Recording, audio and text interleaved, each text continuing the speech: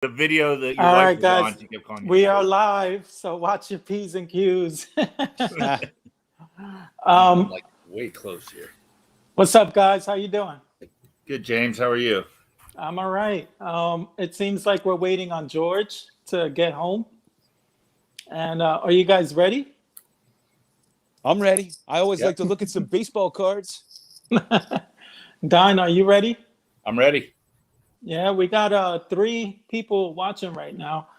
So basically, until George gets here, I'm going to explain what I want to do and what I'm hoping to do with Mangini and Don here who joined me. We're going to discuss the Mount Rushmore of baseball. And that doesn't necessarily mean Major League Baseball. That means all over, like Japan, Negro Leagues, all time. So I would like to think that Don and Mangini are very astute with the knowledge when it comes to baseball, which is why I invited them. What do you think? You guys are capable? I don't know about that. You know, when it comes to the greatest of the game, it's subjective to a large degree. I think there are a few players just about everybody can agree on, but you know, it's always subjective. So we should get some fiery comments, and it should be fun. Right. Yeah, absolutely. We're not even gonna agree amongst ourselves, obviously. And Right. We all gave James our top 4, and then we each get to talk about one position. But that's the beauty of this. It's impossible to pick 4, to be honest. Right. But I agree with you, John. There are a few slam dunks, but there's a lot of guys that could be included that we just can't. Yeah. So there's basically going to be bias. We did try to be professional about it, or basically take into account stats and significance to the legend, the lore, and what they did for baseball. So we are going to try to be unbiased, I guess, as possible. John may do a whole bunch of Pittsburgh guys, but I don't know. I got 2 Pittsburgh guys here joining What's wrong me. with that? All of mine are Pittsburgh guys. Don, you're all Mine Pittsburgh too, right? Yeah, absolutely. Well, we're waiting for the new Hall of Famer. I don't know. He's not home yet. And this has a Mount Rushmore has 4 people, which is why I invited 3 guys with me. You know, So- he's not even a week deep in the Hall of Fame. He already turned into a diva. He's big time in us. incredible. It's incredible. Big I time. think he's on another live stream, trying to juggle 2 live streams at once. So what you guys been doing so far? Any new pickups? Anything to talk about that you guys are excited about this week? The most exciting one I have, I'm going to be showing, so I won't spoil that surprise. I have another really cool one coming soon, very soon. Okay, and Don, anything new for you? Yeah, I finished my 54 Topps Hall of Fame set run yesterday. Got the last card in. Nice. Gil Hodges threw a little wrench into it, but he was not the last one for me to get. So I've got that done now. And always picking up, my Museo cards. And I've been working on the Stargell run, which is really pretty inexpensive. Really? Well, I finally picked up my last MVP player to do my whole collection. So I'm very happy with that. Lou Rock actually helped me with one of the cards. He negotiated a deal with me. I'm going to do a mail day video when they come in. So I'm excited to see these guys when they come in. And I finally got to do that one. It's haunted me for a little over a year trying to put that collection together. And some of them were a little bit pricier than I thought, or they increased over time. So it made it a little bit more challenging. I see that we have Vince, New York Yankees fan, 7. Vince. Congratulations. Another we Hall have of Famer. another Hall of Famer He here. could show up, but not George. But at least Vince is here. Hey, I have to say something right here and now since Vince is on here. I am happy for all the Hall of Famers. They are all deserving. But I really think I'm most happy for Vince because I've voted for him like every year since I've been doing this. And it's long overdue that he gets in. And Vince, I just want to say congratulations, finally. It was my vote this year that pushed him over. Probably. And then It wasn't mine. I vote for him every year. We have Big T, Canton card collector, wondering where Lou Rock is at. Lou Rock, I wanted to have him on, but I figured 5 people would just be too much. And since we're doing a Mount Rushmore, I figured if we all take a player, it would be apropos. But I really did want to have Lou Rock on with us. And I see Adam's Card Closet joined us. And George is messaging me. I hope he's not like stuck in traffic. Because he's having problems with his camera. We're gonna have the partial Mount Rushmore. So Vince is thanking you. Someone saying Mario Mendoza as shortstop. What is up with that? The Mendoza line. And then we got Alan's card. He's in there. And can we rescind the votes for George because he's late? I think we should reconsider that one. Rick, he said they wouldn't let him on. With good reason. Rick is ducking us. I'm trying to have him live and he keeps ducking us. He'd have all San Francisco Giants. That's true. And Eric is on. Listen, I'm going to duck out and answer that text to see. John or Don, I'm going to put you in charge real quick because I really want to see what's up with George. I hope he's not like having an emergency. Give me a minute, guys. Okay. So I'm excited to be on here, Don, because I've been spending the last 2 days gathering up cards of the players we were going to talk about, and I get to break out some of my rare cards, my old cards, and cards of these all-time greats. I'm expecting to see some stunners from you. Almost don't know if I want to show mine next year. Oh, please. I'm kidding. But I actually have to show 2 scans for my phone because there was issues at the bank with the box where I have my cards. Well, just call them NFTs. There we go. I'll sell them to you. I'll sell you a picture of any cards you want here. In fact, anybody out there, if you want them, I'll give you my PayPal address. What do you think? 25,000 each? Yeah, or more. That's a good deal. Picture. So that should be our new channel, John. Start selling NFTs. Yeah, man. But, George is having technical difficulties with his camera, so I might have to send him a new link. So I'm gonna duck out for another minute. All right. Okay. All right.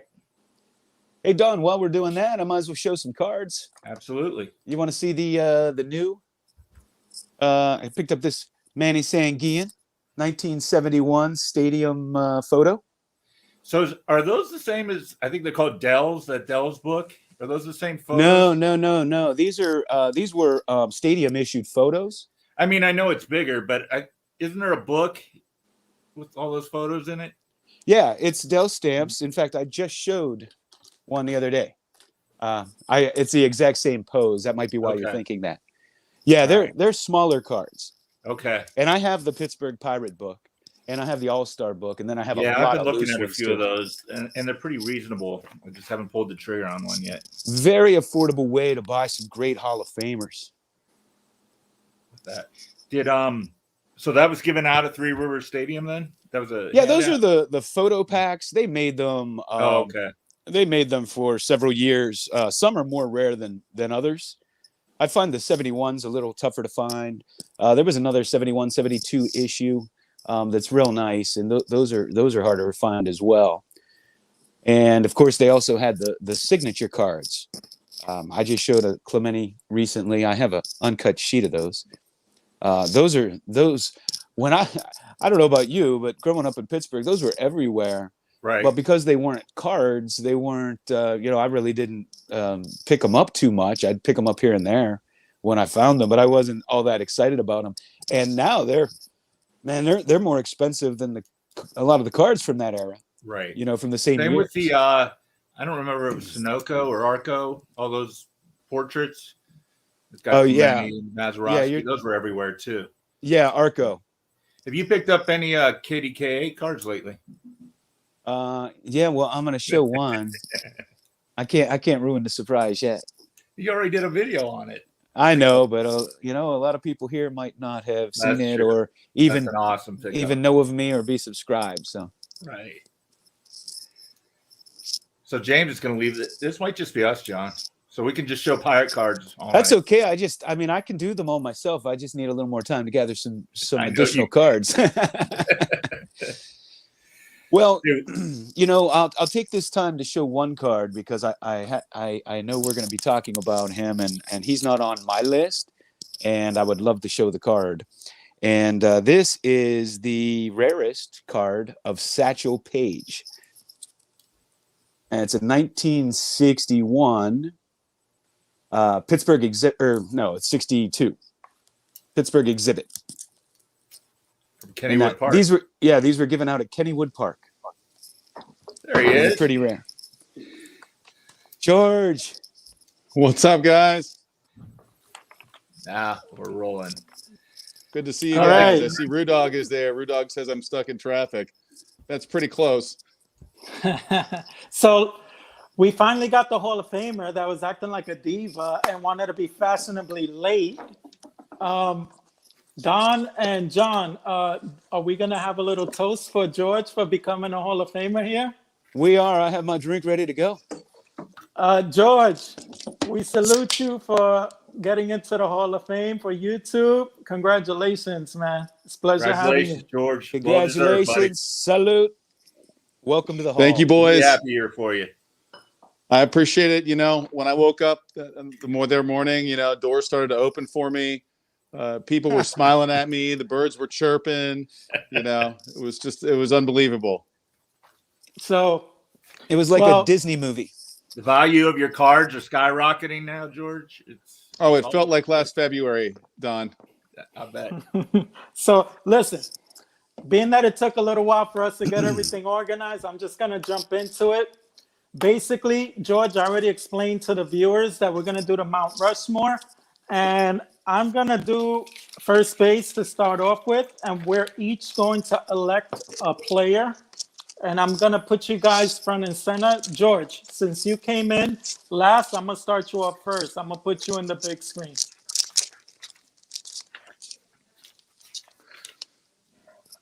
All right, George, what do you got here? So this is an easy choice. The first person that I'm going to nominate, and for first base, is a man who did everything in the sport that he could do. He led the league in doubles, triples, won a batting title, won a triple crown, won 6 championships, questionably 7, but his career ended in 1939, and that is the Iron Horse, Lou Gehrig. Very nice. And this is a worldwide gum, PSA 3. There's about 33 of these graded total. And Worldwide Gum, that's a Canadian-based card, isn't it? Yeah, this set has one Ruth, and it's the Worldwide Gum Ruth. It looks like a 34 or 33 Gaudy Ruth, and it has only one Gehrig. I've got the other Gehrig around here somewhere from the regular 34 set. But yeah, Canadian. On the back, it has some French and partially English. Wow. But Lou Gehrig did everything he could do in the hobby, or in the sport, I mean, and obviously left us too soon. Survived about 2 years after 1939, and was the first man who was elected to the Hall of Fame unanimously.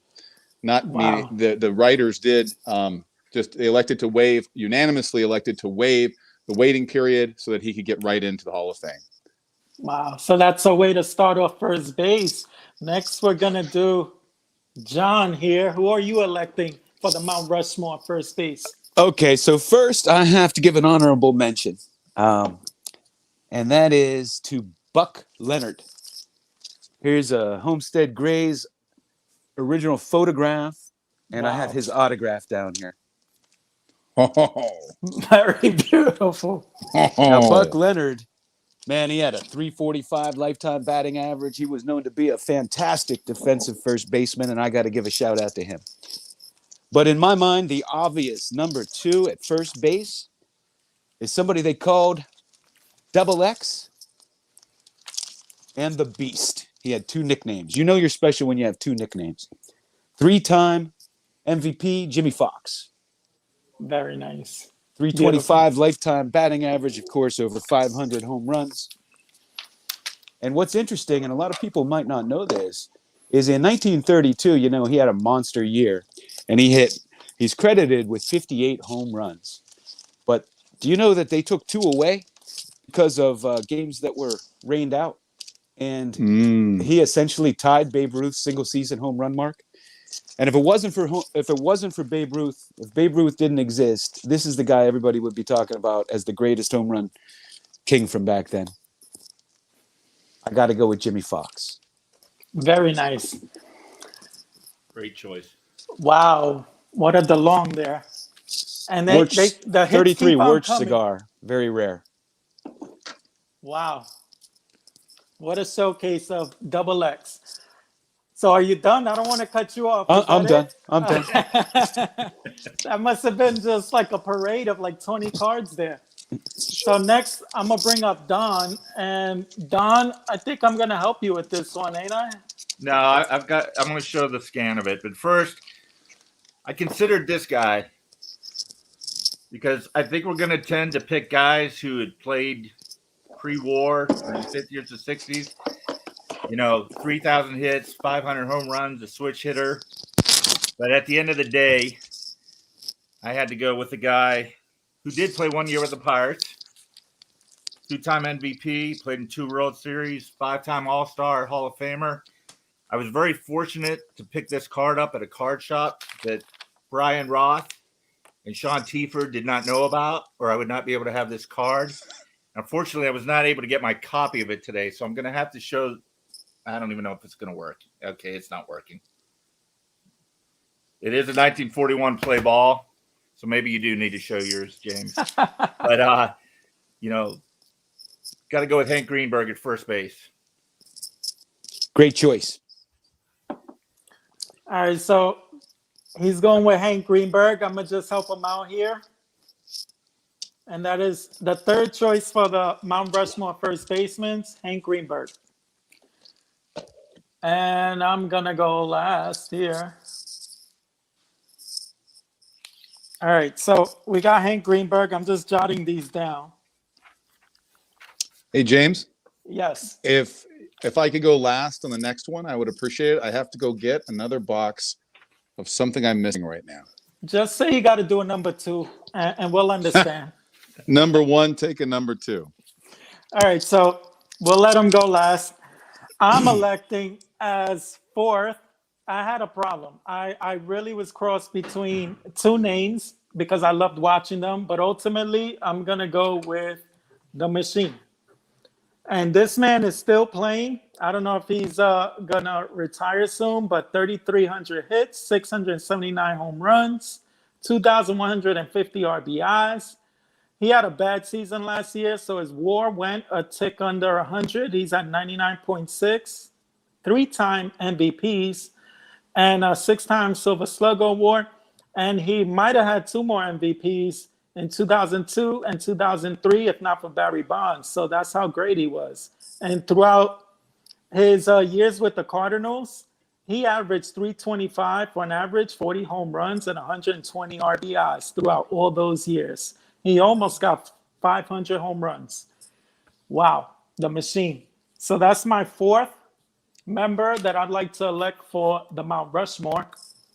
And if you guys think there's someone that we're forgetting, please comment below and let us know who you think we're forgetting. But I thought Frank Thomas could have been thrown up there, but ultimately I'm going with Albert Pujols. Hey, James. Yeah. Before you go to the other position, can I just say one more thing about Jimmy Fox? Sure. Let me. Yeah. So there are two great quotes I heard on Jimmy Fox. He was a farm boy, and at the age of 12, he was doing work like a man, and he was very muscular for his era. And Lefty Gomez said that he had muscles in his hair. But Bill Dickey said if he caught blindfolded, he would know when Jimmy Fox was at the plate because no ball ever sounded like that coming off his bat. The Beast. Appropriately, they gave him that nickname.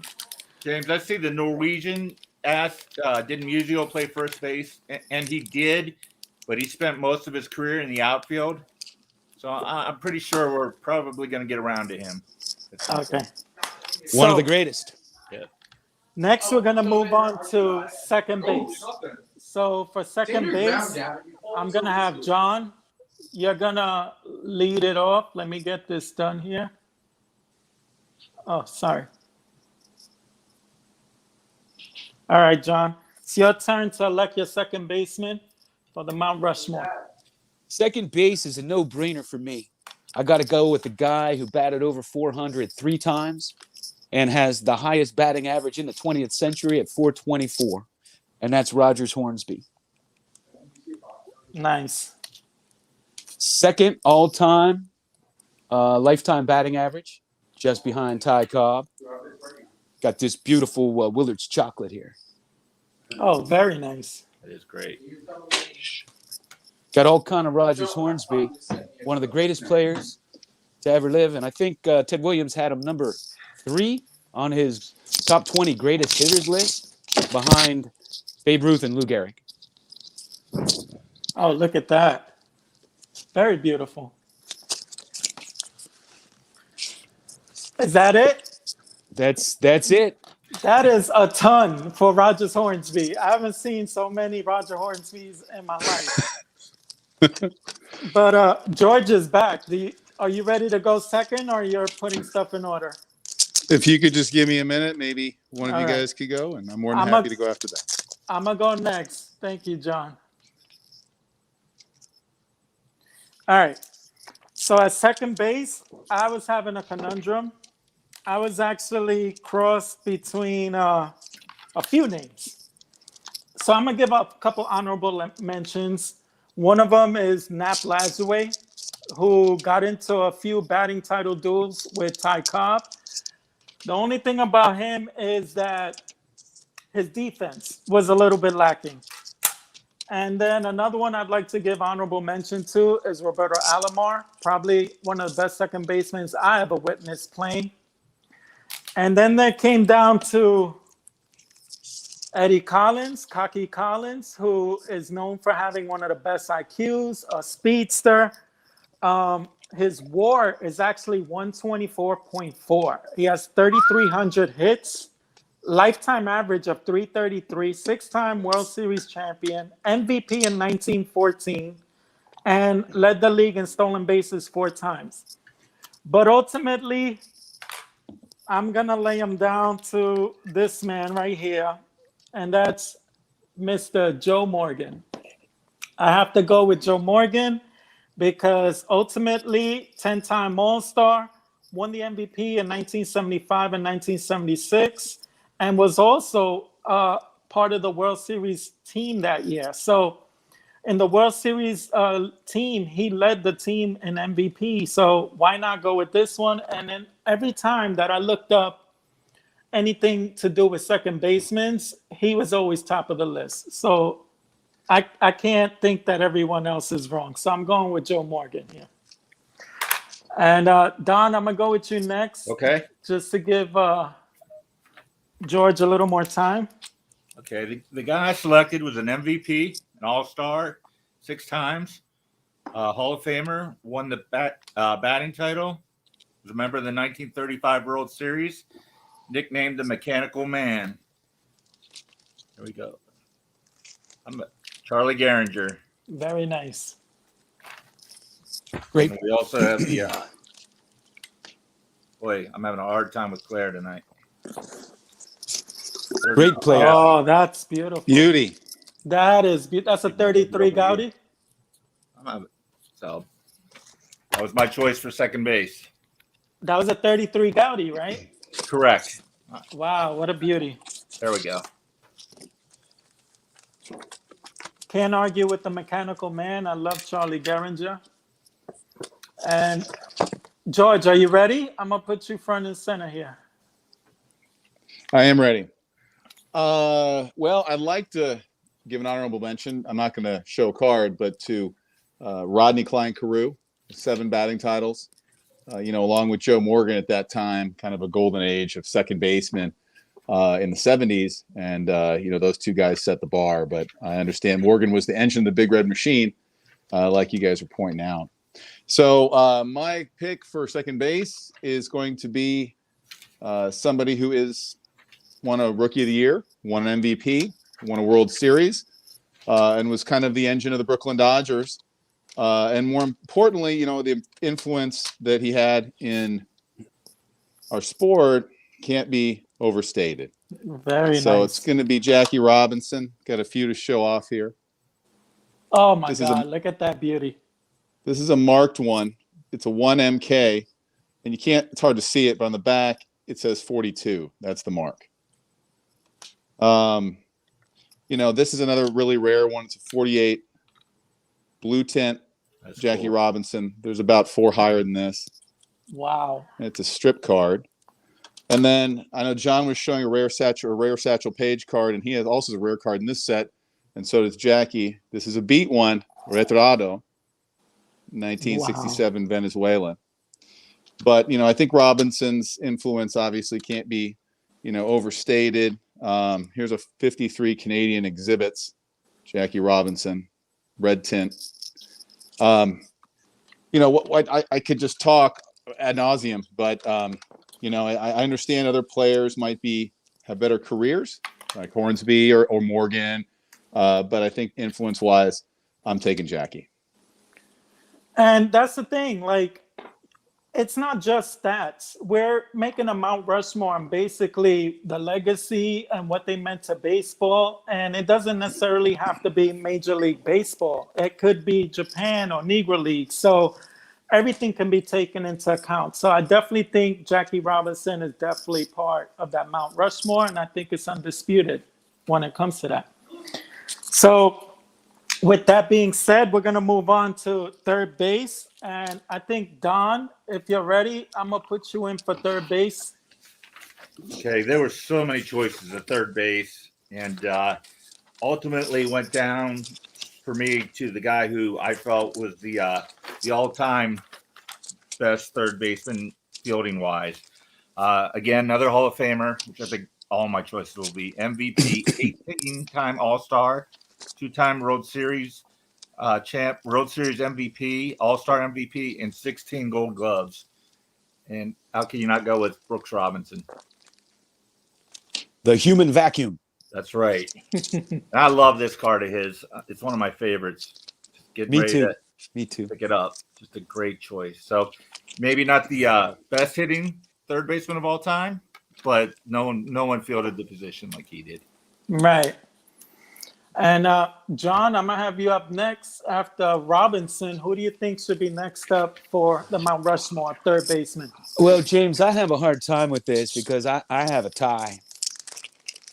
So I have a hard time. I don't think anybody can argue with Mike Schmidt. There you go. Now, Mike Schmidt, of course, was a home run hitter, and that's what he's known for, over 500 home runs. But people may not realize that he had 10 Gold Gloves at third base. But, the third baseman who was considered the greatest of all time up until that 1970 World Series when Brooks Robinson put on a defensive show was Pie Traynor. Pie Traynor was a phenomenal hitter, a great fielder. There was a sports writer at the time that said a player doubled down the line and Pie Traynor threw him out.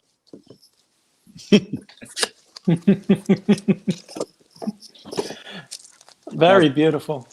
Pie Traynor just loved to play the game, and he used to complain to his teammates that they were only playing one game that day. He said, I can't get any exercise doing that.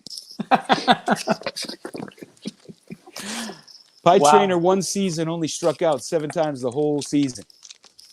He was a great hitter, he was a great runner, and he was a phenomenal fielder.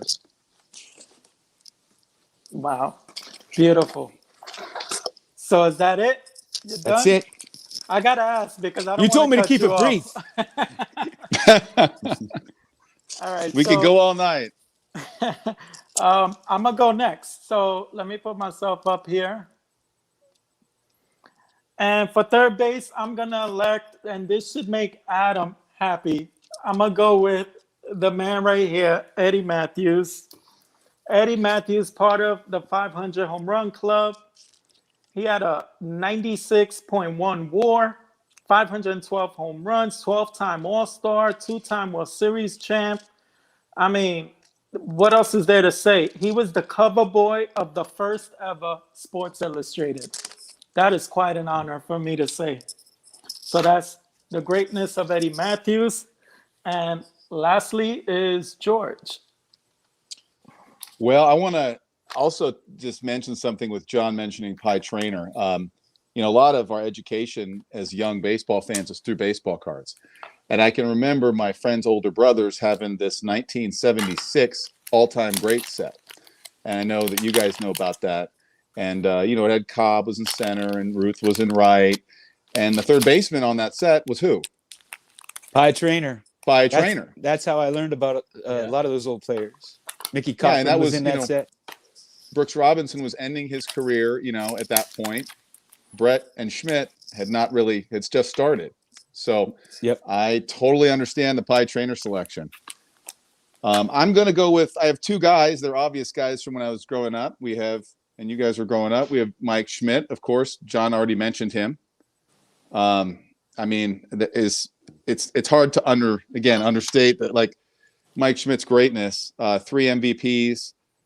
He's among a select group. I believe he won the MVP in '89 when his team got last place, or second to last place. And then, we have to mention, I think, George Brett, because this man won 3 batting titles in 3 different decades. The only one to do that in 76, 80, and 90. So Brett actually is the closest to hitting 400 when you take into account the plate appearance he is the closest to hitting 400 as far as I recall, since Ted Williams. Right. So that's what I have, James. So the one downside to Mike Schmidt, if there is a downside, is that he only had a 265 batting average, but he made up for it with home runs and good defensive play and timely hits. I remember being at Three Rivers Stadium watching him against the Pirates whack 2 home runs against us. And the one thing is that I'm not surprised when he picked Brett, because obviously, what's his first name? George. So whatever on that one. John, I'm gonna let you go first on this one. Okay. Because it's for shortstop. And Shortstop. Nice. I kind of have an idea who you're gonna go with, but let's see. Maybe you might surprise us. Hands down, undisputed. The man started playing ball in like the 1800s. He played every position. I think he played every position but pitcher throughout his early career. I remember reading a book when I was a little kid that said that somebody discovered him throwing rocks along the railroad tracks in Pittsburgh. And my undisputed selection is Honus Wagner. Nice. We have here one that there's probably only around, somewhere between 16 and 20 in existence. But Honus Wagner, he hit for average. Just a great defensive shortstop by all accounts. And believe it or not, he had over 700 stolen bases. Just one of, obviously him and Ty Cobb and Tris Speaker are regarded as the 3 best players from that era. And here, of course, he led Pittsburgh to a number of championships in the early 1900s, and to the first modern-day World Series in 1903. And one of the greatest World Series teams of all time was considered to be the 1909 Pittsburgh Pirates. Very beautiful. John, let's see your T206 of Wagner. Well, I'll pull a Don.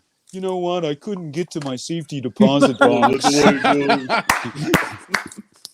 I'm out of here. Good seeing you.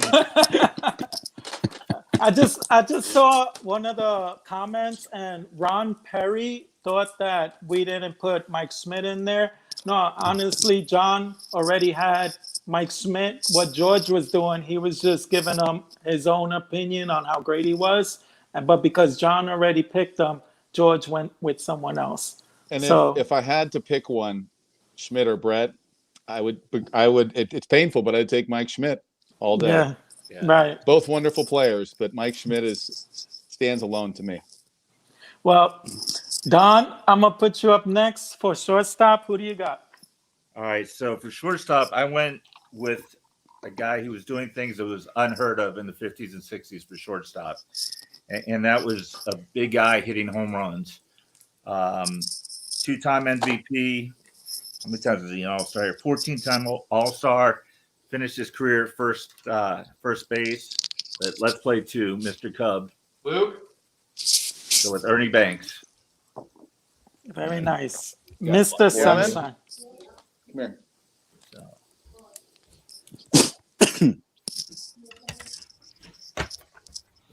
So just, he was doing things that no one in that era was, until like Cal Ripken came along and a few of those other guys and A-Rod. But, it was more the Louis Aparicios, those type of shortstops at the time. He revolutionized that position by being a slugger. Yeah, Right. he was really the only home run hitting shortstop in history until A-Rod came along. Right. Right. And he's one of my favorites, but Don stole my thunder. He said he wanted to show him. So Yep. what am I? I'm being a very gracious host here. I let him have him. George, you're up next. Who do you got? Well, I'm going to give an honorable mention to somebody who we grew up watching. We all watched this man dominate, winning 2 MVPs. Also in the Ernie Banks mold, a 6'3" guy who did amazing things. So Cal Ripken was just a special player. I'm giving him an honorable mention because the man I have to mention, I think, is our first Negro leaguer on this list, is John Henry Pop Lloyd. Now, there's not a whole lot of cards of his, at least within reason, but this is the 1974 Laughlin Old Time Black Stars, which has got some traction lately. But, he's born in 1884, and, a lot of people called him the Black Wagner, and you guys may know Hannes Wagner said it was a privilege to be compared to him. Rube Foster recruited him for the Giants, 1910, Chicago Leland Giants, who Rube Foster said was the greatest team of all time. Buck O'Neill called him the tablespoon because of his ability to set the table by getting on base all the time. And the Black Wagner came from Connie Mack, who called him that. And I think that the best honor for Pop Lloyd was when they asked him, and I've told this story before, this is allegedly what happened when a reporter was talking to Babe Ruth and said, who's the greatest baseball player you've ever seen? And he said, Major League player? And the reporter said, no, the greatest player you've ever seen. And he said, I'll take John Henry Pop Lloyd. So he's my pick at shortstop. Wow. Very nice, George. All right, my last pick, and I'm going to tell you I had a hard one with this one. At first, I was thinking this man because his stats are unrivaled, but I just can't give it to A-Rod because of steroids and the fact that he played also third base. Then as a Yankee fan, I wanted to go with this man right here because I love Derek Jeter. You can't argue with 3,465 hits, clutch, 5 World Series, 14 All-Stars, and he's my guy. But ultimately, I got to go with Cal Ripken. I got to give him the nod. Because his WAR is actually higher than Jeter's, 95.9 compared to 71.3. He has a lot of hits, Iron Man, 2,632 consecutive games, 8-time Silver Slugger, 19 All-Stars, and twice an MVP.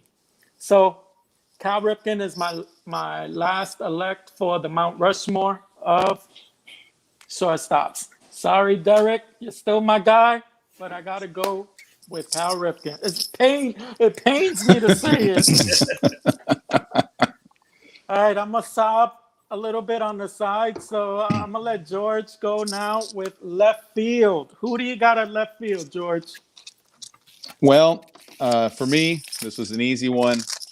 I'm gonna take some stuff out here for a second, but I mean, it's again on those cards in 1976, those all-time greats of the top set. This guy was on there, and I don't feel like it's hard to argue with the Splendid Splinter. It's not just his baseball skills. I mean, his ability to hit is unparalleled. I mean, I think if you're having a conversation about who's the greatest hitter of all time, it's going to be him or Babe or maybe Bonds, depending on what side of the fence you are on that. But I don't think really anybody else comes in the conversation, honestly, when you talk about the greatest hitter of all time. He's also a lot like John Wayne. I mean, this guy was the real life John Wayne. He was in Korea, World War II, just a true, American hero, kind of, in a lot of ways. I know the media didn't like him, that he was bitter at the fans, but he was a tough guy, and that was what he did. That was, his pride, his strength, might have been his fatal flaw in some ways. But, and also I think what's really important to note about Ted Williams, lastly, is that at his Hall of Fame speech in 1966, it was only 2 minutes long, right? Not 3 minutes, I think. I watched it today. But the last thing he said was, he hoped that someday that the writers basically would wake up and they would induct guys like Josh Gibson and Satchel Paige. And it was only 6 years later that they did. I think he had a lot to do with that. Very nice. Don, I'm going to let you go next. Who do you got at left field? Okay, I'm going with, in my opinion, the most underrated superstar of baseball. This guy was a 3-time MVP, 7-time batting champion, 24 All-Stars, 2-time Player of the Year, had 3,630 hits, split that in half, the same exact amount at home and away. Batting average of 331, and one of my all-time favorites is Stan Musial. And I'm going with some, as John would say, rare cards, something a little different. So that's his 1971 All-State. And then second appearance, another, I can't roll my R's. You say it, James, for me. Retirado. Right there. George showed the Jackie earlier, and I've got the Stan. Very beautiful. Love Musial, and behind Ted Williams at left, he was easy. Wow. Very beautiful. All right, John, you're going to have to wait. I'm going to go next because I feel like your speech on the next player is going to be long. So I'm going next. No. So, all right, I have an honorable mention that I want to give before I anoint the third guy for left field. And that's going to be old Bucketfoot, Al Simmons. I think this man was great. This is his 33 the long card. He had a lifetime average of 334, 2,927 hits. Actually had 307 home runs, so he wasn't like just a singles hitter. Twice was a batting champ. And in 4 seasons out of his career, he actually batted 387, 392, 381, and 390. And he actually batted for 350 and 360 on other times. But this man could hit with anyone in the league, Al Simmons. But ultimately, my nod has to go for Ricky Henderson, the best leadoff hitter to ever walk this earth. WAR was 111.2. 3,055 hits, 297 home runs for a leadoff hitter. Has the record for steals, 1,406. 12 times was a stolen base leader. Actually stole 100 or more bases 3 times. And has the record for stolen bases in 1982, 130. That is my man with 81 leadoff home runs, which is another record. And also another record, 2,295 runs. That's Ricky Henderson. Got to give him the nod for the third guy at the Mount Rushmore. And Mangini, you're next. Okay, I gotta give an honorable mention too. And my 2 picks in left field I don't have to say anything about them because everybody knows them. So my honorable mention is the shoeless Joe Jackson. Wow. Very nice.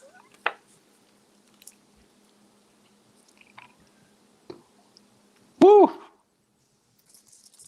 And the greatest left fielder of all time, Barry Bonds. It's a no surprise. I love that One card. for you, Yeah, I Nate, do if you're too. watching.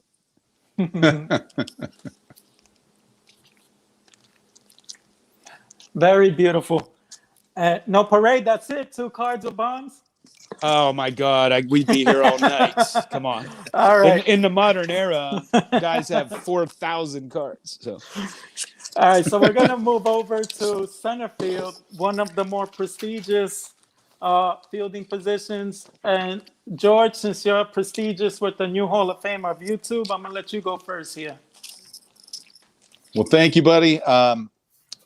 My father-in-law grew up in Philadelphia, and you know the story about whether you watch the Jackie Robinson movie, whatever you want to talk about, with Ben Chapman and Jackie Robinson, and how tough the Philadelphia fans were on people of color and stuff, and just he grew up there. His dad would take him to Phillies games, and he was born in 1942. So right in about 1951, he was 9, and right in that wheelhouse for this guy. And so, he remembers going to the game and watching all these people in the crowd, whatever their color was, they were cheering for this guy on the New York Giants. And he was a little kid. He's like, what the hell's going on? Why are they cheering for this dude? And he looks up, again, all people of all races, and they're cheering on this guy because they'd never seen anything like he did. And to this day, when I talk to him, who's the greatest baseball player you've ever seen? And it's just like I'm being stupid by even asking him. Willie Mays is my center fielder. And, I think now at his age, people are coming to truly appreciate his brilliance of what he did, not only in the field. I mean, when you talk about the first major league baseball player with 5 tools, it's this guy, and he did it all. And even when he was in San Francisco and the wind was blowing in 1965, the story goes he made a conscious choice to hit the ball to right center because the ball would go out further. And then he won the MVP and he led league in home runs. So I don't really, that's about all I can say at this point. I mean, Willie Mays is Willie Mays, and he's my pick. Well, I don't think anyone can dispute that one. John, who do you got next at center field? all right, so I have to apologize, but I have another honorable mention. I just can't narrow it down, man. I got to go with. I have to give an honorable mention to a fellow Italian, Joe DiMaggio. This is a 1939 play ball that's a salesman sample. I mean, Joe DiMaggio, one of the greatest players to ever play the game. I think one year, didn't he strike out only 7 times a whole season? But my center fielder of all time is Ty Cobb. Here's a rare 1910 orange border. Wow. Colgan's That's chip. tough. Wow. I got more, but I'll run through these quickly. I don't even need to talk about him. Highest batting average in history. Everybody knows everything about this guy. This is a great card, and it has the Conlon photo there, the famous one. But I got to go with Ty Cobb. Hey, John, Yes. what happened when young Ty Cobb went against your Pittsburgh Pirates? Well, a guy by the name of Babe Adams in the 1909 series just shut him down. Just shut him down. And when he would go spikes high that he used to do into second base, Honus Wagner would put that ball right in his throat, right in his teeth. I love Ty Cobb, the story of Ty Cobb, and he used to hate that Crawford used to get hits off the big train. And the reason why was he used to lay off on, they were friends. Walter Johnson was really good friends with Sam Crawford. So he was just cooking them in there. And then Crawford would hit doubles. But Ty Cobb would get pissed because he couldn't touch Walter Johnson. And he'd be befuddled, wondering how the heck did Crawford get hits off of Johnson when he couldn't. I love Yeah, that well, story. you know, it's good to note this because Ty Cobb was such a phenomenal hitter, such a high average hitter, and Babe Adams was a rookie in 1909, and his first cards are in 1910, and he went up against Detroit in that 1909 series, won 3 games, and I think Ty Cobb went something like 2 for 11 against him, and he was the star of that series. Wow. Well, I'm gonna go next now, and I don't think anyone should be surprised with who I'm gonna go with at center field. My favorite player. I'm a Yankee fan, and that is this guy right here, the I can't even talk. Commerce Comet, the Mick, 3-time MVP, Triple Crown winner in 1956, 20-time All-Star, 7 championships. 56 and 57 is considered 2 of the back-to-back best seasons anyone ever had. Best switch hitter ever to play the sport. And the only one that you could compare to Trout is Mickey Mantle. That's my guy, number 3 for the Mount Rushmore of center fielders. So, Don, you're up next. Yeah, I haven't mentioned an honorable mention yet, and this is my spot. And it was really hard for me not to pick Ken Griffey Jr. Watching him play, I obviously didn't see Mays, but I think he, to me, is the player that most reminded me of Willie Mays. If Jr. hadn't got hurt, what his numbers would have been. But I decided to go with a guy who had over 3,500 hits. I had a career batting average of 345. And Rick, vintage oddball cards, said he really enjoyed watching him play as a kid. And that's Chris Speaker. So, Rick, thanks for filling me in on the info on Tris Speaker. But in center field, I got Tris Speaker. Good choice. Good choice. Speaker never gets enough love. That guy was an amazing player. Yeah. All-time doubles leader. All-time doubles leader, yep. And he changed the game about the way they played outfield, right, John? He was playing shallow and stealing hits from people because they couldn't hit over his head. He was supposedly fast and a great fielder and obviously a great hitter. He could do it all. Good all-around player. Right. And one of the first guys to get 3,000 hits, right? Right. Oh, yeah. Yep. George, I'm going to put you in real quick. Someone is asking about Oscar Charleston. That's Magnus. Can you fill us in a little bit about Oscar Charleston since you know a lot about him? Yeah, well, knowing kind of the way this was going to go, I had saved Oscar for to be a utility guy because I could not possibly leave him off the team. And I have, had some cards here. Do you want to leave him for later? Well, yeah, we're getting ahead of ourselves, man. Oh, I didn't know you have him. I'll just say I was absolutely not going to let him fall through the cracks. I'm sure the other guys probably weren't either. So that's a good question though. It's like, yeah, when you talk about who the greatest center fielders are, I mean, he's right there. He's right there. And one thing I do have to mention is that I'm heavily into the Triple Crown winners. And now that the Negro League stats have been updated, you see Oscar Charleston's name splashed all over the Triple Crown wins in the 1920s. And I was just shocked. I think he won like 3 or 4 Triple Crowns. So it speaks a lot for his greatness. All right, so moving on to right field. I'm going to go first this time. And I'm going to elect the first guy is going to be my guy for right field, Babe Ruth. This man is legendary, 714 home runs, 342 lifetime average, 2873 hits, 2,214 RBIs, has one of the highest WARs ever, 183.1, 12 times a home run champion, MVP in 1923. Hit 60 home runs to set the record in 1927. And in 15 seasons, He out-homered 91 teams in 15 seasons. 91 teams. Wrap your head around that for George Herman Ruth, my first select for right field. And then next, I'm going to throw in George. Who do you got at right field? Well, again, another easy one. If you're not going to go with the babe, you're going to go with Henry Aaron. Nice. I mean, I don't know if there's another ball player in Major League Baseball history that's more consistent of a hitter than this man. And he wasn't hitting against chumps. Okay. This is the era of the year of the pitcher, right? 1968. I mean, he battled against some of the greatest pitchers of all time. He had a high average off Koufax. He hit well off Gibson.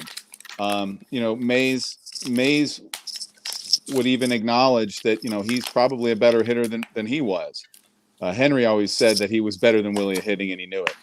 And Willie just didn't want to admit it. But I just, Hank Aaron, just when we were growing up, the legend of Hank Aaron was fresh in our minds, regardless, of your age, kind of in this group. And you always just kind of grew up knowing that he was the man. And, it wasn't like he couldn't field either. I mean, he could play. I mean, he could field, he could run the bags. And he put together some of the greatest seasons of the 60s. And you can say what you want about Mays and the other guys, but I don't think that they ever had a 400 total base season like Aaron had in 1959 when he hit 355, won the batting title. He could put it together, and, he could do everything. So, Hank Aaron. Very nice. Don, I'm going to put you up next. Who do you got at right field? There's two of us here from Pittsburgh. So being the gentleman I am, I didn't want to fight over this guy. So I'm going to let John talk about him later. And I have a feeling he's going to show a lot more fire and have a lot more cards than I have. So I went with another guy who I also feel is a very underrated Hall of Famer, all-time great.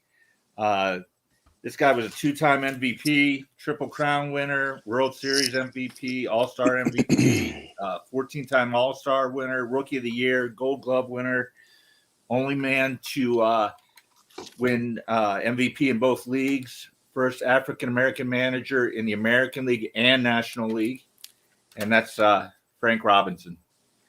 Very nice. Great pick. Yeah, he's a No-brainer. Yeah, great pick. And I love Very that card. nice. Yeah, I think that's a great card. I have to share a story with you about Frank Robinson. So when Branch Rickey was general manager of the Pirates and Frank Robinson was in their farm system, he wanted him, and he tried to trade for him with Cincinnati. And the owner of Cincinnati said, "I wouldn't trade Frank Robinson for your entire team." And then he did. Gavin? So, John, I'm going to put you up next. Okay. Who do you got at right field? Well, even though modern day people from our live sessions don't think that defense matters when we talk about Tatis Jr., I do. I am choosing the greatest defensive right fielder to ever play the game, the greatest arm in the history of the game, a guy that had a .317 lifetime batting average, 4 batting titles. He had MVP in 1966, had a World Series MVP in 1971. He's the only player to have an inside the park grand slam walk-off. He had a hit in every World Series game he played, 14. And this guy was my idol growing up. And, man, I just can't say enough about him. An interesting stat you might not know is he had the highest batting average of the 1960s, the whole decade. Higher than Mays, higher than Aaron. He had 12 consecutive Gold Gloves. And the world really didn't know him until the 1971 World Series. And once you saw him play, he became a household name. And I recently was lucky enough to acquire a card from his personal collection. That is awesome. I have so many Clementes. I have way too many. I'm just going to show a few rarer ones. Here's a Cons from 1960. Here's a 1965 McGregor.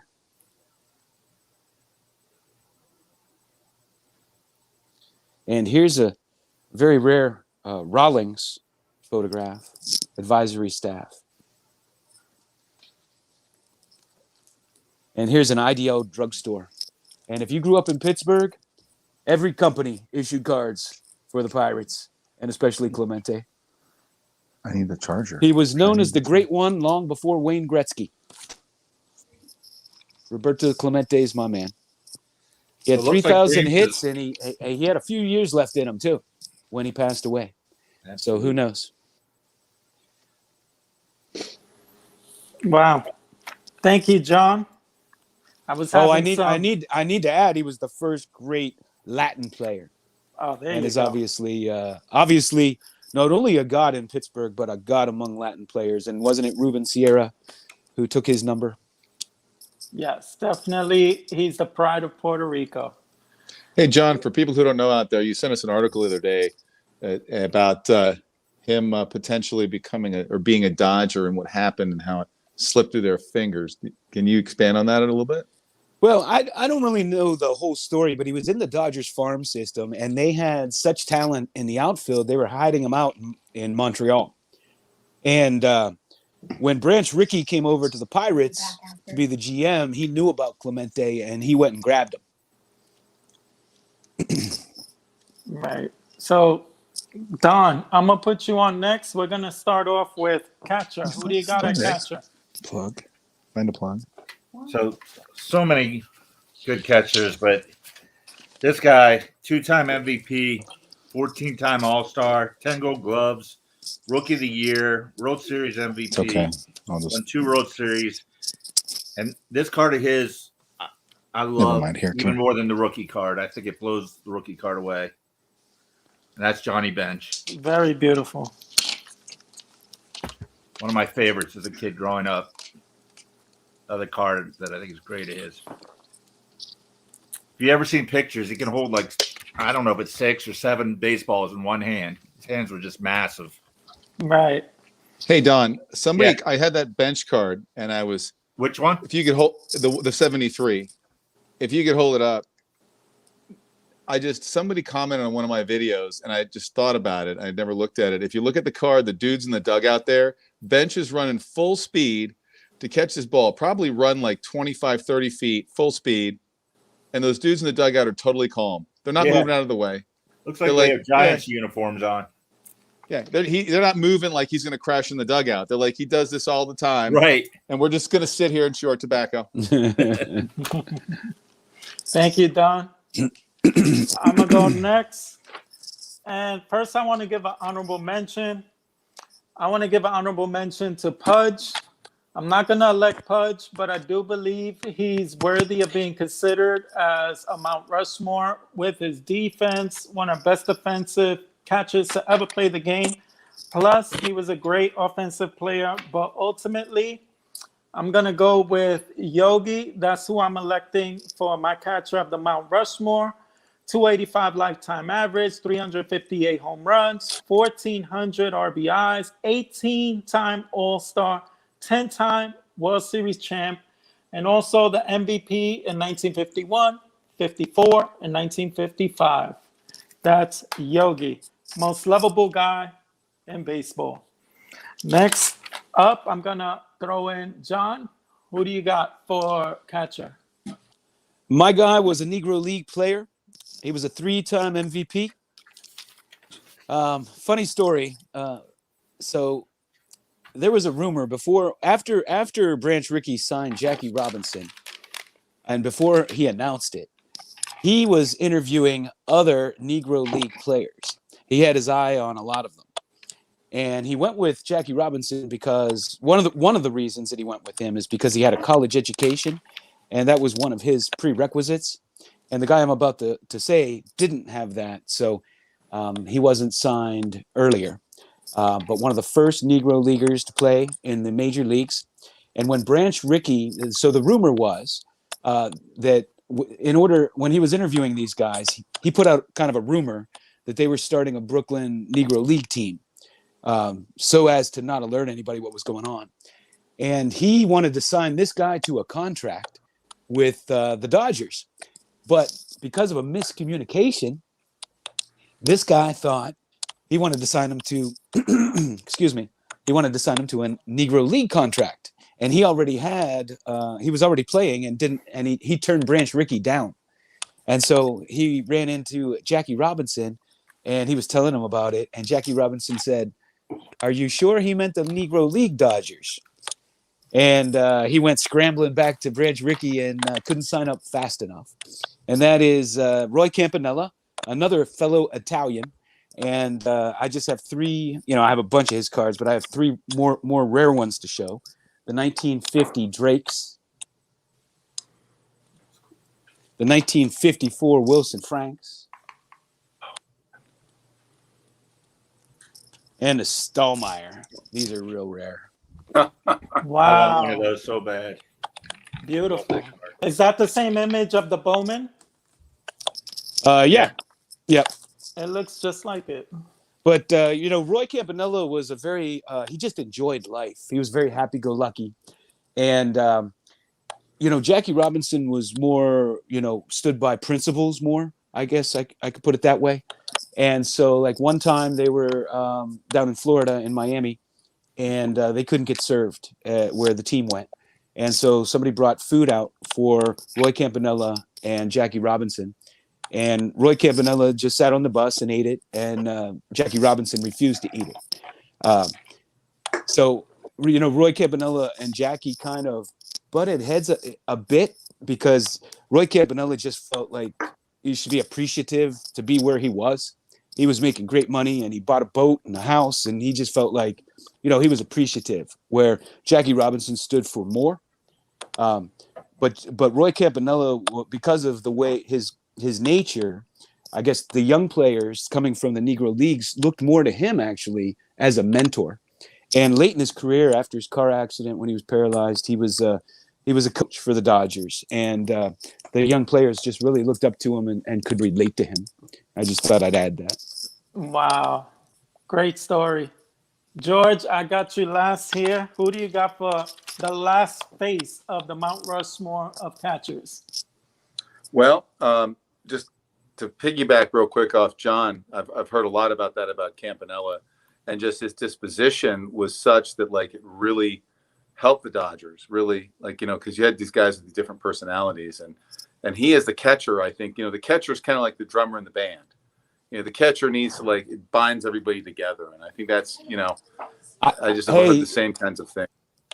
I need to interject that you said that because it was like Roy Campanella made huge strides at that time because he was known to really manage those pitchers, right? And it was like all these white pitchers who were listening to him and doing what he told them. And that was a big deal at the time. Yes. And it went a long way with, for integration. Right. Yeah. And he was the first black catcher in the league too. I should have mentioned that. Right. Yeah. And anybody who's ever played baseball for any length of time knows the catcher is the one who's, Yep. I said like the drummer in the band, but also like the quarterback, Yep. They see everything. Well, I mean, the pitcher could be the quarterback too, but the catcher sees what's going on, knows what's going on. Couldn't agree more with John. Right. My selection for the last individual on the Mount Rushmore is these players, who we've come up before. I've mentioned a few, and you guys have all mentioned some of them too.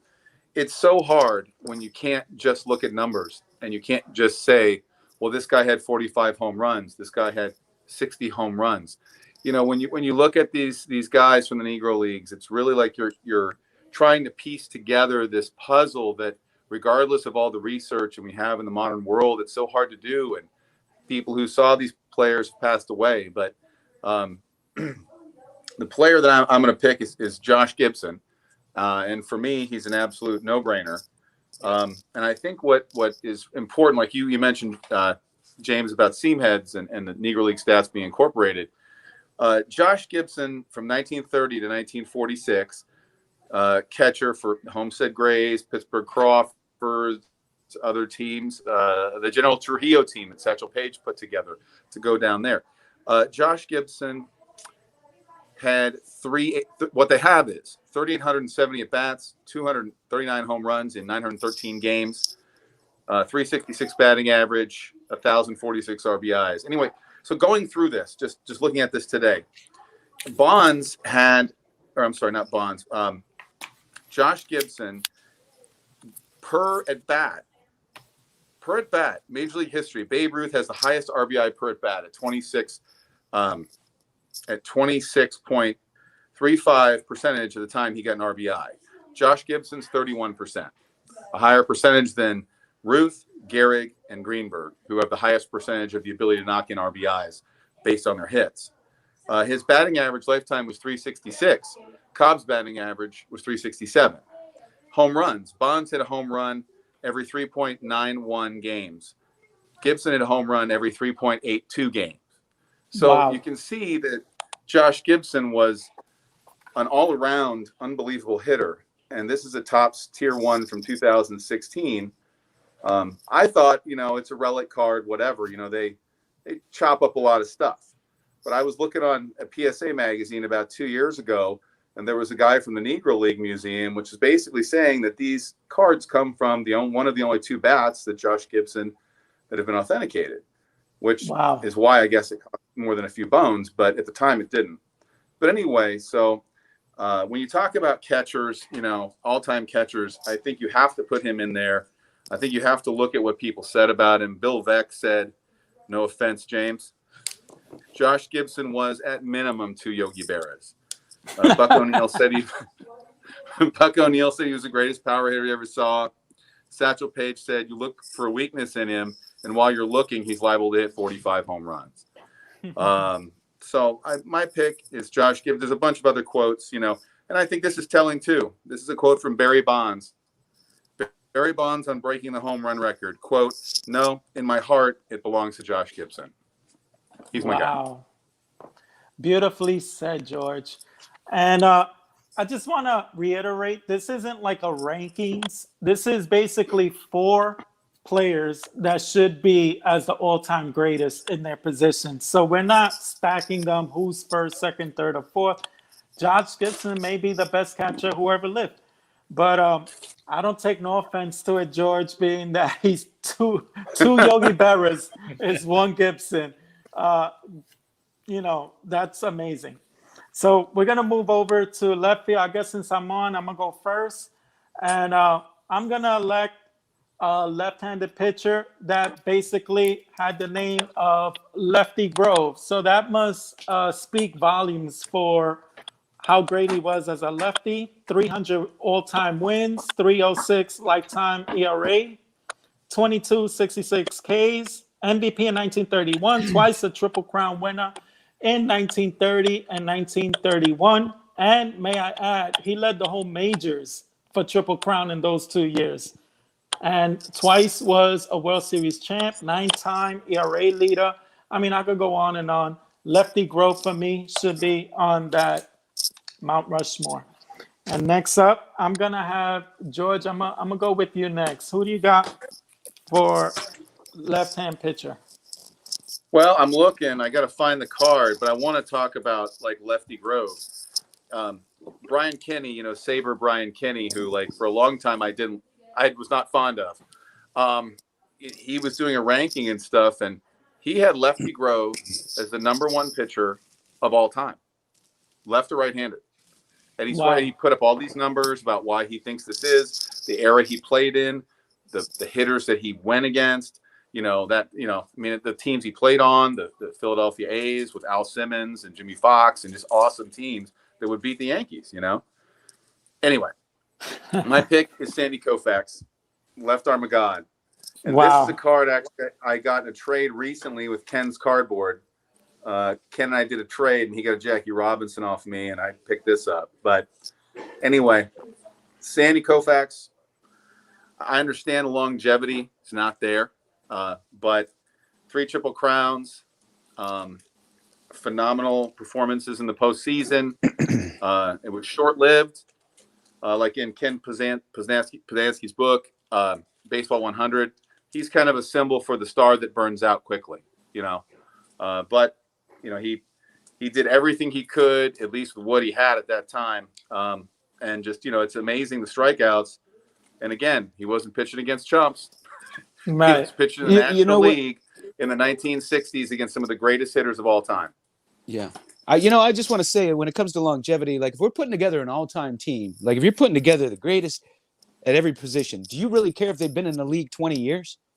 You want the guy that's going to win you a World Series. Right. Like that longevity thing to me, and thank God they put Koufax in the Hall of Fame. He had the best 5-year stretch of any pitcher in history. Right. Well, John, now that you're up, I'm gonna let you go next. Who do you got as a lefty pitcher? All right, I got a screwballer, baby. He holds the record most consecutive wins in history at 24 consecutive wins over 2 seasons. One other season, he won 16 in a row. And man, whatever happened to the screwball? In the 34 All-Star game, he struck out 5 in a row, including Babe Ruth, Lou Gehrig, and Jimmy Fox. Al Simmons, I think, was one of them. And that is Carl Hubble. And here is an autographed 1933 Sport King. I got a batter up here. I got a lot more of his cards. He was great. But here's a very rare 33 Warch cigar. I showed you one for Jimmy Fox, but this is the Carl Hubble. I got to leave that up for a second. It's a beautiful card. And I found this, and these are really hard to find, still intact. And these are those old pins from the stadium that has the ribbon and the little hanging ball glove there. Wow, that's beautiful. And if anybody has these pins, they're really hard to store and preserve. But you get one of these shadow boxes, and then you can just stick it in the felt, and it keeps them real nice. Very beautiful. So I got to go with Carl Hubble as my lefty, since Lefty Grove and Sandy Koufax are gone. Don, it's up to you. Bring it on home with the lefties. It was tough to pass on Steve Carlton and Randy Johnson, but I'm going to, because I have to go with the guy who has more wins than any other left-hander in Major League Baseball, and that's Warren Spahn. Nice. Good You ever choice. see film of him? His motion's awesome. I had to make an appearance in my 64 top stand-ups. Beautiful. Beautiful. 17-time All-Star, Cy Young winner, Hall of Famer. So I'm going with Warren Spahn. Very beautiful. I got a quick Warren Spahn story. Could I just share this real quick? So Spahn knew he was growing old, right? And I love Warren Spahn. He knew he was growing old, and he knew he couldn't throw the ball with a lot of speed anymore. So he gradually started to mix in these other pitches. And, a lot of people were wondering what pitches he was mixing in, because he pitches like 250 to 270 innings a year. So he mixed in what people thought was a screwball. And they would always ask him about his screwball. And he would say, well, he'd deflect the questions. And then he talked about how the screwball, like they would say his screwball didn't move like a normal screwball, like away so much. It just kind of dropped and moved a little bit. And so he just kind of let this ruse go until the end of his career. And, won his 370 plus games. And then and Sam Musial said, Warren Spahn will never get in the Hall of Fame because he'll never retire. So Spahn, they asked him like 5 years after he retired or so about this pitch. And he says, well, I don't know. What I did was, it wasn't a screwball. And he took his hand and he said, I put my 3 fingers out and then I did a circle around the ball and I threw it like that and let it roll off my fingers. Circle change. Right. Wow. And so in a lot of ways, maybe he's one of the, not one of the first, but like he had tricked everybody, having them think it was a screwball, but it really was this just circle changeup. And I have to add that one of the greatest sayings in baseball history is Spawn and Sane pray for rain, baby. Right. Magnus is a little frustrated, like, dang, no Randy Johnson. I'm a there. Diamondbacks fan. He's awesome. Yeah, he and Steve Carlton are on my list. It's tough. It's tough to narrow it down. It's really tough to narrow it down. And Rick is wondering about Mad Bum. What? No Mad Bum? Well, in the playoffs, I'll take him. I don't think, got Carl has he Hubble. ever, How much I do don't you think he's want? ever given up a run in the playoffs. John, I'm gonna let you lead off righty. Who do you got at righty? All right, I have to give an honorable mention to the best right-handed pitcher I ever personally watched, and that's Greg Maddux. Never saw a guy work batters like this. But at the end of the day, I got to go based on what every old-time baseball player ever said, who was the hardest thrower and the best pitcher in baseball. And he threw so hard that he was afraid he would hurt somebody, so he never threw at a batter, believe it or not. And he was still that good. And that is Walter Johnson. Nice.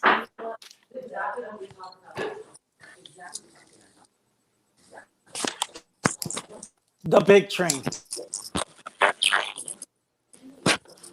I got a lot of his cards too, but I'll just show these ones. That's They're cool more, seeing him with more a rare. bat in his hand. Yeah, I have two of those. I have two of him batting. I don't know why I like that so much. He's batting in both of these. You got a lot of Walter Oxford Johnsons just confection. hanging around. Oh man, I got like, man, I'm like a Walter Johnson and Jimmy Fox. I'm like a super collector, man. I got. I don't know why. I'm just addicted to their rare cards. Me too. I just can't get any of them. Don, you're up next. Who do you got for righty? So if there's one player I wish I could have seen play, this might be the guy. Maybe to see if it was really true he did half the things he did, or if it was just a myth. And again, going back to what George said earlier, it's a shame we don't have all the stats on this guy, but I had to go with Satchel Paige.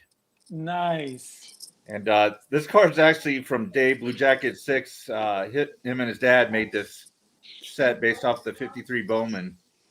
And before John bust on me, I couldn't get to my actual Page cards today. But just, all the names that he had for the pitches, he was actually upset that he wasn't one of the first guys brought up to the major leagues, but he was pretty old by then and didn't feel like, Jackie had earned it. He had spent all the time in the Negro leagues and in the Cuban leagues and all over the barnstorming against Bob Feller and all those guys. But I had to go with Satchel Paige. He's my number one for best pitcher of all time. It's just you took him, so I couldn't take him. I gave you Clemente and Wagner. Right.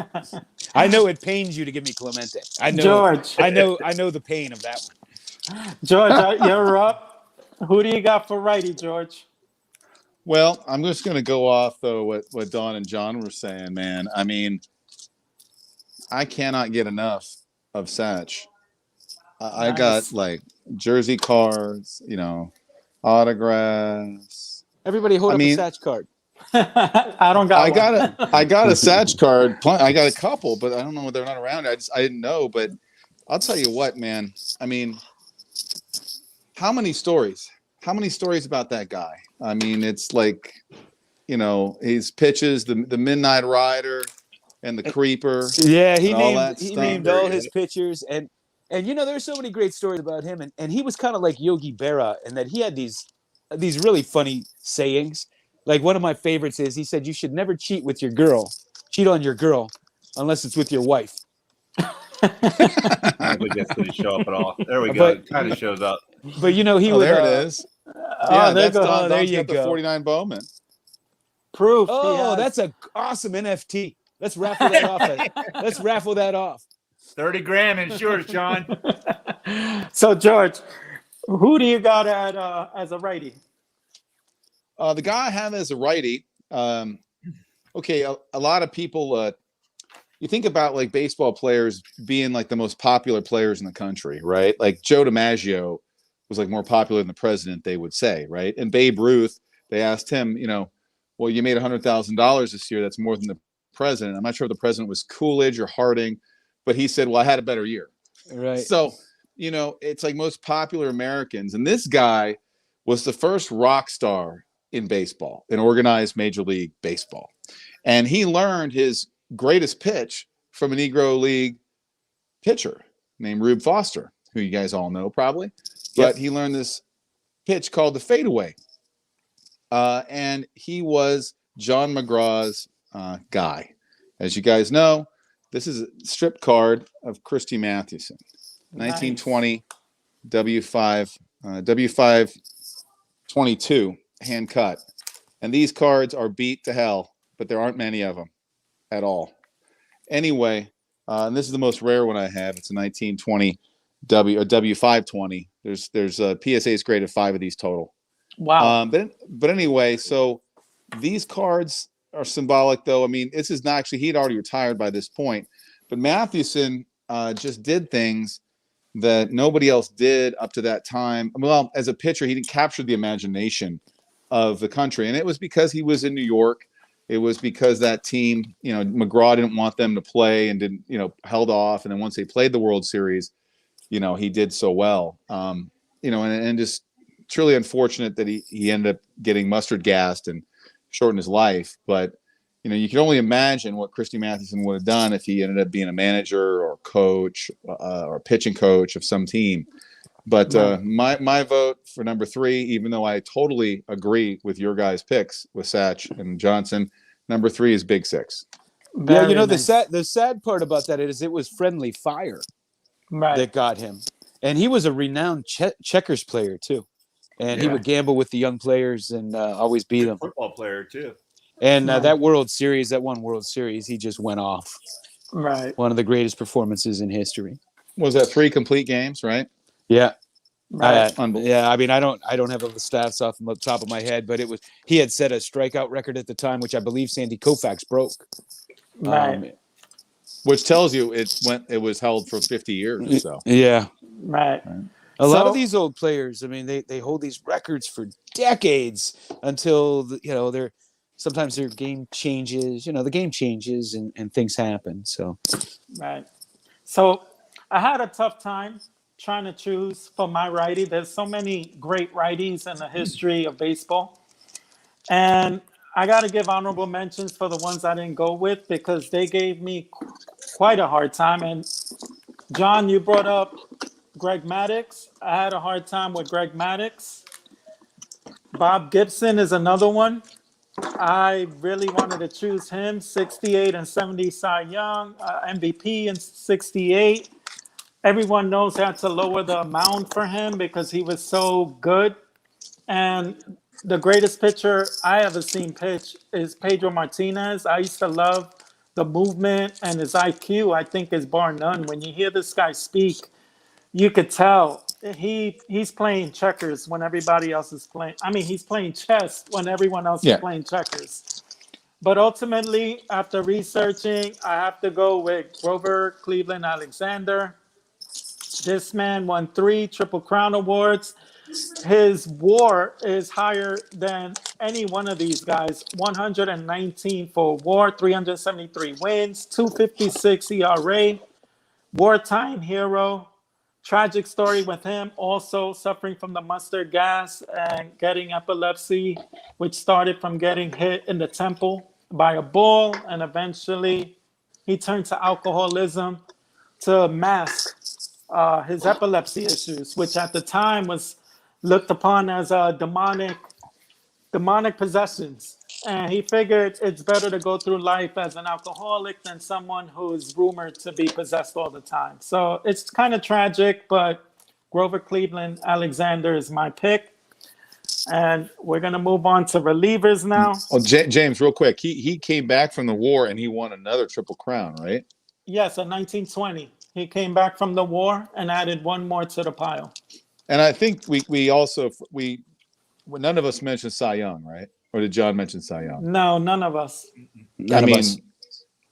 I think, at least it's an honorable mention, right? Right. Feller and Seaver either. No Seaver. Feller, no Seaver. Yeah, Feller was definitely a thought. Yeah, Feller. Yeah. Like I don't know, said, the guys in the old days, they didn't consider Cy Young the best. They considered, Walter Johnson the best pitcher. But he had that longevity, Yeah. It's like I think a lot of Cy Young's wins came from amateur teams too, not necessarily professional teams. Right. I read that somewhere. All right. Yeah, I mean. So I'm going to let John lead off the next one, which is reliever. Who do you got at reliever, John?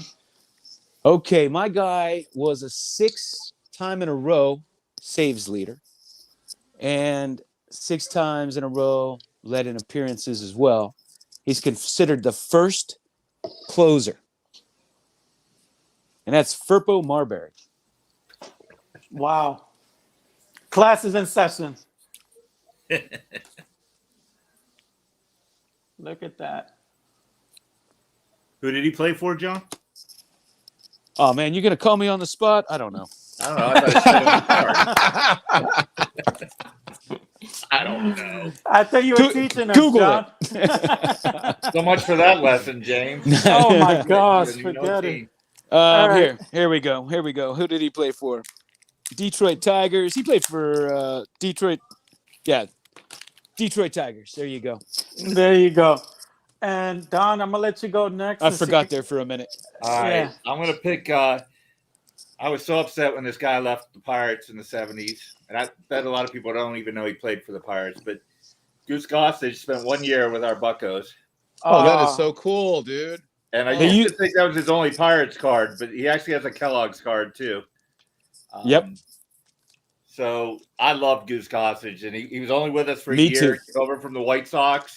I think with Terry Forster, I think Chuck Tanner brought him over because he managed him with the White Sox. And then he left for free agency for the Yankees, and just loved Goose Gossage. Hey Don, I don't know if you ever went to a game when he played, but I went the year he played in Pittsburgh, and it was awesome because they had a goose in a cage, and when he would come out, they would bring this goose out, and the crowd would I go don't remember nuts. that. No. Yeah, they had a That's goose. It was awesome. Very cool. All right, I'm gonna go next. I'm gonna anoint my reliever. I'm a Yankee fan, so I don't think it's any secret who I'm gonna go with, but I'm gonna go with the Sandman here. Best reliever, closer in the history of baseball. I like to refer to him as Unanimo because he's the only unanimous person to get into the Hall of Fame. 652 After Lou Gehrig. saves. King of all cutters. And I love the fact that he autographed this rookie card with Hall of Fame 2019 because it'll always remind me that he's the only unanimous guy in there. Best reliever of all time on the worst baseball card of all time. Yeah, I was gonna say, is that when you went to the? Is that when you guys went to the prom? Oh man, Man, man, I hate that card. Me too. I don't want to date him. George, you're last. Who's the last head on the Mount Rushmore relievers? Well, boy, there's so many guys that you could put here. I feel bad leaving Bruce Sutter off. I feel bad leaving guys like Billy Wagner off. There's a bunch of really good closers. Trevor Hoffman, obviously, Lee Smith. Bobby Thigpen. You could go back. I'm sorry? I said Bobby Thigpen. Bobby Thigpen, Dan Plesac, Doug Jones, Mike Henneman. Let's get it going. Let's go. No, you remember when Bobby Thigpen broke the record, right? Oh, yeah. Yeah, I had him on, And then- I had and him on then, my fantasy and then- team in high school 2 years earlier. Yeah, and then Wow. K-Rod broke his.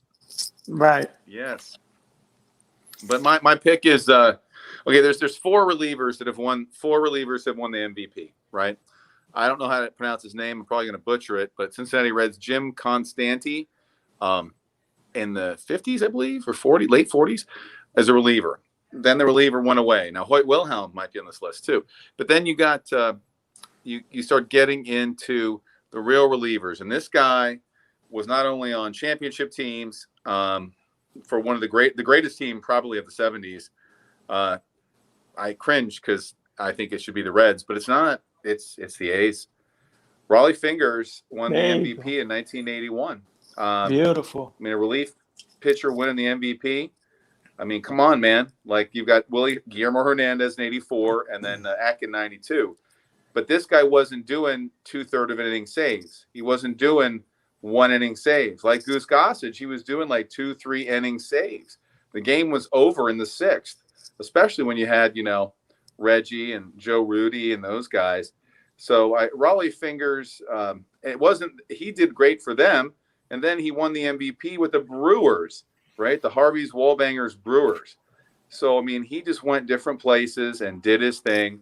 And I picked Raleigh Fingers. Very nice. He was a great pick. James, do you mind if I tell a little story at this point? Yeah, let me put you up here.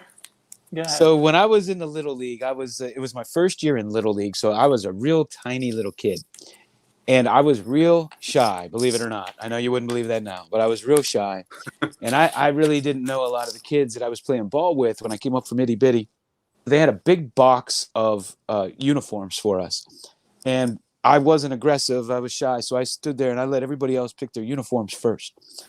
So by the time I got there, the only uniform left was they were extra larges. And so I was one of the smaller kids on the team, and I had the biggest uniform on the team. And so my mom would have to put safety pins in it just to hold it up. I was just swimming in it.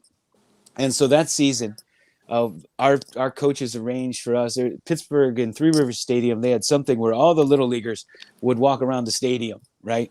And we would parade around the stadium. And the Padres were in town. And that's back when Randy Johnson and Raleigh Fingers were there. And there weren't a whole lot of people in the dugout at the time before the game, but Raleigh Fingers and Randy Jones were, did I say Jones or Johnson? Randy Jones were in the dugout. And I had to walk by with my big baggy uniform that looked ridiculous. And Raleigh Fingers, I made him laugh. He laughed at me. I was like this far away from him. He was right there in the dugout. So it's an interesting memory for me. Wow. Yeah, I have a memory actually too. Just real quick, going back to spring training in the 80s here, like 1982, 83. You're at the Brewers spring training facility here in Phoenix, and Raleigh Fingers and Molitor and Yount and Gorman Thomas, Ben Ogilvy, etc. We're all there, and Fingers is walking, and he's like a giant. Now I'm a tall guy now, but he's a giant, and I'm like 8, 9, maybe 10. And I walked up, I got his autograph, and I still remember he signed it. I looked at his mustache, and I'd never seen this mustache live, like in person. That looks so freaking weird, Dad. My dad didn't have any facial hair ever. Oh, that mustache was awesome in person. Yeah, and he walked away, and I had never heard metal spikes before, but he was on concrete, and he walked away with the metal spikes on the concrete. And I was just so happy I got my 1983 Raleigh Fingers card signed. And I'm like, but anyway, so that's a little story too. I just want to give a shout out to Reese and D, who is wondering about Constanti. I got to show up to Constanti, Reese. MVP winner in 1950. Definitely There we should go. give him an honorable mention right there. Richie My man, Ashburn. Reese. I tried to. Richie Ashburn, the best center fielder that ever lived, right, Reese? Yeah. So now we're going to jump over to utility/DH, because there's a lot of players that probably were worthy, but there's only 4 people we're going with, and some people just couldn't get in there. So I'm making a utility/DH category, and basically I'm gonna let George go first on this one. Who do you got at utility/DH? Well, here's the problem. I don't know who you guys are going with, so I could do honorable mentions because there's guys that have been left off the list that we all feel like are important. I'll go first. You want to go Go first, ahead, John, please. John? Sure. No, John, go. Please, go ahead. Go ahead, John. All right. Well, any all-time greats, we're remiss if we don't mention Pete Rose, for God's sakes. So he's got to be a utility player. But my DH, now this guy, Babe Ruth back in the day was known all over the world. There were cards of him from Germany. There are cards of him from Japan. Everybody in the world knew Babe Ruth. And when I was growing up, everybody in the world knew Sadaharu Uo. Wow. 868 home runs. And he, I remember when I was little, like we all knew about this guy. And they called him the Crane. That was the Crane stance. Or the Crane. And if you watch film on him, he would actually lift that leg up and stand on one leg, which allowed him to just step in to the pitch real quick. And, over in Japan, he's just the greatest home run hitter that ever lived. But the one player from Japan that all baseball players know. And interestingly, I don't know if you ever thought about how Barry Bonds used to slightly choke up on the bat which is highly unusual for a home run hitter. For instance, Willie Stargell used to put his pinky under the bat because he wanted to get as much bat on the ball as possible. But Barry Bonds always choked up on that bat. Well, Sadaharu Oh did the same thing. He had a slight choke up. And I don't know if any of you are old enough to remember, but there used to be a TV show for kids, and it was called The Baseball Bunch. And it was hosted by Johnny Bench, and Tommy Lasorda was on there. And there was an episode, and you could search it on YouTube. It's classic, where the kids are asking him. There's a little Japanese kid, and he brings up Sadaharu Oh. They're all impersonating their favorite players' batting stances, and he brings them up, and the kids are like, "Who's that?" And then Johnny Bench comes in and starts to tell you all about Sadaharu Oh. And at the time, I guess he was a consultant for the Dodgers, and he came in and he was teaching guys how to hit. And it's just a classic episode of The Baseball Bunch, if you want to look it up. But I gotta have Sadaharu Oh as my DH. Very nice. George, do you think you want to go next? I can do that. Good. I can show you a Sadaharu Oh, Oh, 1975. are you Oh, giving it us looks a your lot O like- face? That's my O face. It looks a lot like the 1975 tops, remarkably, right? Yes, it does. Is that a Calby? It's a Calby? Calby, yeah. Yeah. It's a Calby. I have some of his Menkos and some other cards, but Oh, I know you have the big boys. I know. Yeah, No, early 60s. no. He came up in 1958, and then Nagashima came up in 59, and they batted third and fourth on that great Giants team. Nagashima. Yeah, I mean, when you think about the global influence of baseball, I mean, boy, like, you and I, we went back and forth. There was a postcard, 1934 baseball postcard I picked up at my local card shop, and I texted it to the guys. I said, check this out, 34 All-Stars. It's got Babe Ruth and all the Americans on the top and the Japanese players on the bottom. And, of course, I knew John was going to do this. About 5 minutes later, he texted back a graded copy of the same postcard. But the influence that Babe Ruth had on Japanese baseball and just where it went from there and how much they love baseball and Southeast Asia is amazing, Yeah, if you guys haven't seen it, John and Tony JP Wisco a couple nights ago did a whole show on Japanese cards. It's simply awesome. So, you guys in the chat, if you haven't seen that video and want to see some great Japanese cards, those two put on a great show. Yeah, we kind of go off on other subjects after about halfway through. But catch the early part. We show a lot of Japanese cards. Yeah, it was really and good. And of course, JP Wisco, if you don't know, lives in Japan. Right. So. There you go.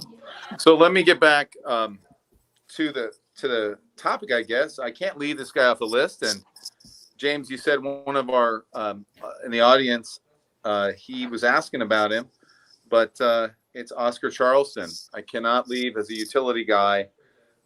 Probably one of the top 10 to top 5 players of all time off the list. I don't have any playing days cards, and I don't think any exist. But again, in the Baseball 100 book, I think the number, he does a lot of things about people who, what's the number of the guy? Jackie gets number 42 on the Baseball 100. DiMaggio gets 46. Guys get different numbers because of their, whatever. But Kazansky also is at the end. He's like, this guy's number 5 all time. And I'm very firm about this. That's what he says. And so, you think about like the legend, like there was a story from the Negro Leagues Museum. And I don't know if you guys, I've never been there, but I've seen exhibits from it when I was in San Antonio. This is a Negro League all-time Black Star, 74 Oscar Charleston. So Kazansky is with Buck O'Neill and Willie Mays at the Negro League Museum. This is years ago. Mays isn't feeling so slick. He's in a bad mood. They look out at the statues. When you go to the Negro League Museum, apparently there's like statues of all the greatest players of all time at their positions. Buck Leonard at first, going around, right? And, Oscar Charleston in center, Josh Gibson at catcher, statues on the mound in these statues, and Martin Dehigo's at the plate. And they're just sitting there looking at these older gentlemen, and Buck O'Neill realizes that Willie Mays is in a bad place. He's just not feeling very good. And so he says to him, he's feeling grumpy. He says to him, "Hey, Willie, I saw your catch on television the other day." Willie says, "You saw that?" And he smiles a little bit. Then Buck O'Neill says, "Only one guy I ever saw could make that catch." And Willie looks up and he smiles. He says, "Oscar Charleston?" He looked out into the field. And Buck O'Neill says, "He was before you were you." Now, I mean, you can say what you want. Again, the mystery of the Negro Leagues, but a 5-tool player, like he's like really the first like total 5-tool player. Power, speed. You can look at seam heads. I could go on and on, but I mean, there's probably at the time you could talk to anybody, whether it was Effa Manley, you could talk to Rube Foster, you could talk to all these people, and they would tell you this guy is the greatest player I ever saw. And nice. That's my pick. Very nice. And while we're talking about some Negro League players, I need to give a shout out to Bus Clarkson, because Bus Clarkson is from Jeanette, PA. That's where my dad went to school. And the guy I used to hang out with and drink is his nephew. And I think he still plays ball in his 50s. He was a semi-pro ball player his whole life. But Bus Clarkson, got to give a shout out to him from Jeanette, PA. Nice. Don, you're up next. Who do you got as your utility So slash I DH? based mine on more. I thought it was a utility position, maybe than someone we left out. And this guy played shortstop for a long time, and he played center field. 2-time MVP, and going with Robin Yount. Oh, man, I thought it was Kurt Bavacqua. He was close. But Very nice. But could he blow up? There's guys like Al Kaline we left off. Yeah. Geez, there's so many guys. So many great that we ones. could have went with here. But can Robin Yount blow a big bubble? Everybody knows that 1976 Kurt Bavacqua card, right? Where he wins the 1976 had it all. Yeah, man. I one of my all-time favorite sets. He played for the Pirates. Robin Yount never gets enough hobby love. Right. All right. So I'm last, and I guess I'm going to give some honorable mentions. The best DH I've ever seen play is Edgar Martinez. I know David Ortiz is up there, but with the link to steroids, I'm still going with Edgar Martinez. And as a Yankee fan, I got to give a little bit of love to Elston Howard, who was the first person to break the color barrier for the Yankees and was an uber utility player for the Yankees. But ultimately, I have to go with one of the best utility players that I could think of, and that's Mr. Mel Ott, who played right field, center field, left field, second base, and third base. Had a 110.9 WAR, 2876 hits, 511 home runs. So yes, he's a member of the 500 home run club. 304 batting average, 12-time All-Star, 6 times the home run champion, and his 42 home runs at age 20 was a record. So no one entered the league at age 20 and was able to hit 42 home runs until this guy did it.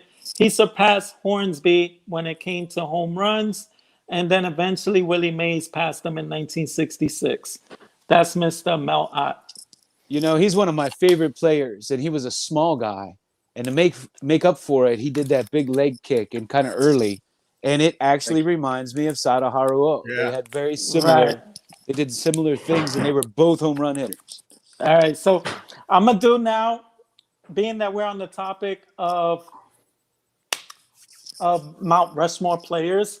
I want you guys. I'm gonna give you a minute to think about it. So I'm gonna give you my answer, but I want you throughout all of baseball to give me your 4 Mount Rushmore players in all of baseball, not position-wise, just period. So I'm going to show you honorable mention, Mr.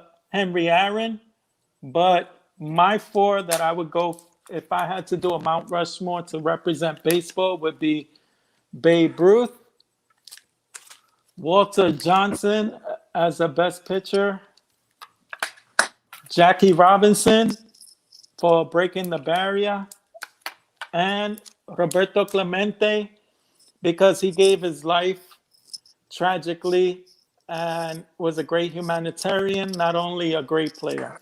So So this isn't just the best player. It's like this some this could be impact on baseball. your opinion. Who do you feel like should be on the Mount Rushmore? Those are my four: George, Herman Ruth, the Big Train. I got Jackie Robinson and Roberto Clemente. Who wants to go first? Man, only four. I know. All right, I'll go. All right, I'm gonna leave it like this, so I don't have to pressure anyone. Don, who do you want to pick as your four? So I'll go with Babe Ruth as the greatest player ever. And then the next three I'm going to go with because they're my three favorite. That's Hank Aaron, Stan Musial, and Roberto Clemente. Nice, very respectful. Who's next? Look at John thinking about it, mulling it over. Yeah.